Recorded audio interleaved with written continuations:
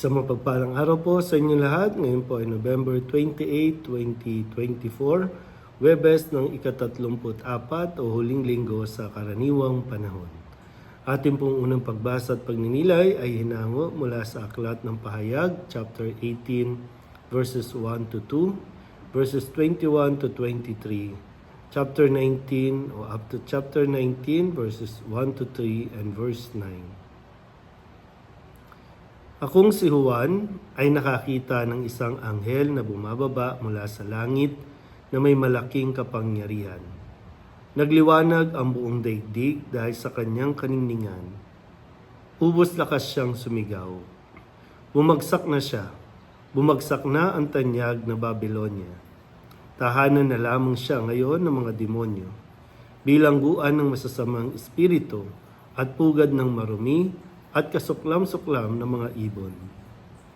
Isang makapangyarihang anghel ang kumuha ng isang batong animoy malaking gilingan. Ubos lakas niyang inihagis iyon sa dagat. Sabay wika, ganito, ibabagsak ang tanyag na lungsod ng Babylonia at hindi na siya makikitang muli. Hindi na maririnig sa iyo ang tinig ng mga awit at ang himig na likha ng mga manunugtog ng alpa, plauta at trompeta. Hindi na makikita muli sa iyo ang mga dalubhasa sa anumang uri ng gawain, at hindi na maririnig ang ingay ng mga gilingan. Hindi ka na muling matatanglawan ng kahit isang ilawan. Hindi na maririnig ang masasayang tinig ng ikinakasal, sapagkat naging makapangyarihan sa buong daigdig ang iyong mga ngalakal. Dinaya mo ang lahat ng bansa sa pamagitan ng pangkukulam. Pagkatapos nito, narinig ko ang wari pinag-isang tinig ng maraming tao sa langit at umaawit ng ganito. Purihin ang Panginoon, ang pagliligtas, ang karangalan at ang kapangyarihan ay tanging sa Diyos. Matuwid at tama ang kanyang hatol. Hinatulan niya ang reyna ng kahalayan na nagpapasama sa lupa. Pinarusahan niya siya ng Diyos dahil sa pagpatay sa lingkod ng Panginoon. Muli silang umawit, purihin ang Panginoon. At sinabi sa akin ng anghel, isulat mo ito, mapalad ang inanyayahan sa piging sa kasal ng kordero. Ang salita ng Diyos. Muli po, isang mapagpalang araw sa inyo pong lahat at papalapit tayo ng papalapit sa pagtatapos ng ating liturhiya sa simbahan. At muli paalala, sa Sabado ng gabi o Linggo, papasok na tayo sa bagong taon sa pagsisimula ng panahon ng Adbiento.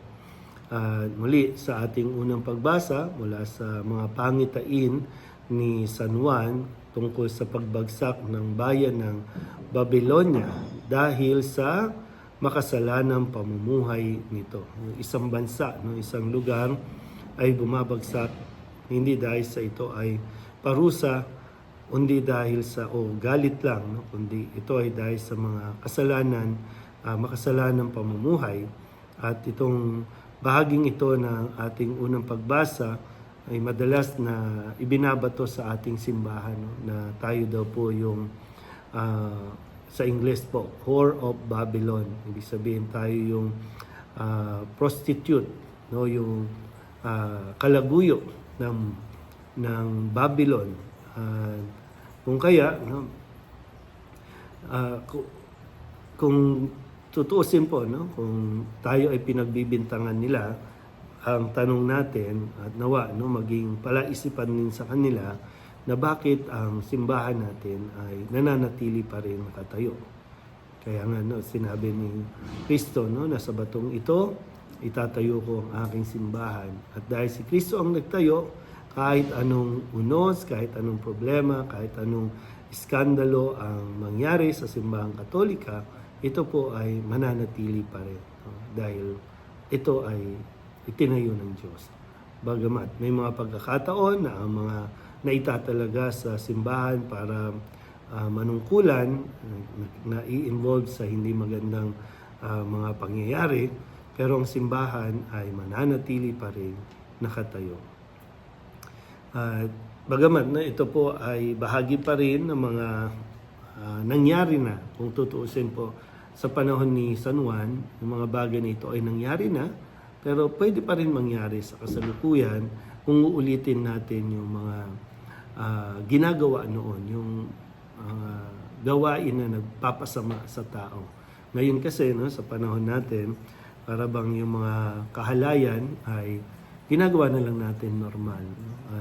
Gina-justify natin na yung mga kahalayan ay okay lang, basta wala kang tinatapakan, basta wala kang inaagrabyado.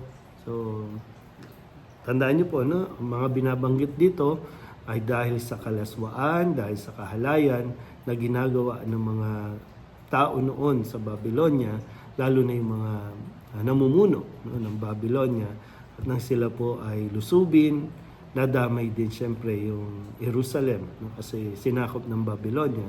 So yung Jerusalem, kasama na dyan yung templo na sinabi rin na mismo ni Kristo na walang matitira sa ibabaw ng kapwa bato.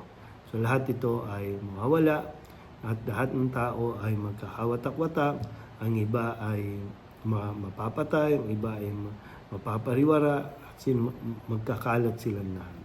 Kaya kung hindi natin pagninilayan ito, baka mangyari ulit sa panahon natin ngayon. Pero ganun pa man, mangyari man ito, lagi tayong tumawag sa Panginoon dahil ang Diyos ay may awa at habag sa mga taong nananatili na nagiging tapat sa pananampalataya. Muli po, isang mapagpalang araw sa inyo pong lahat.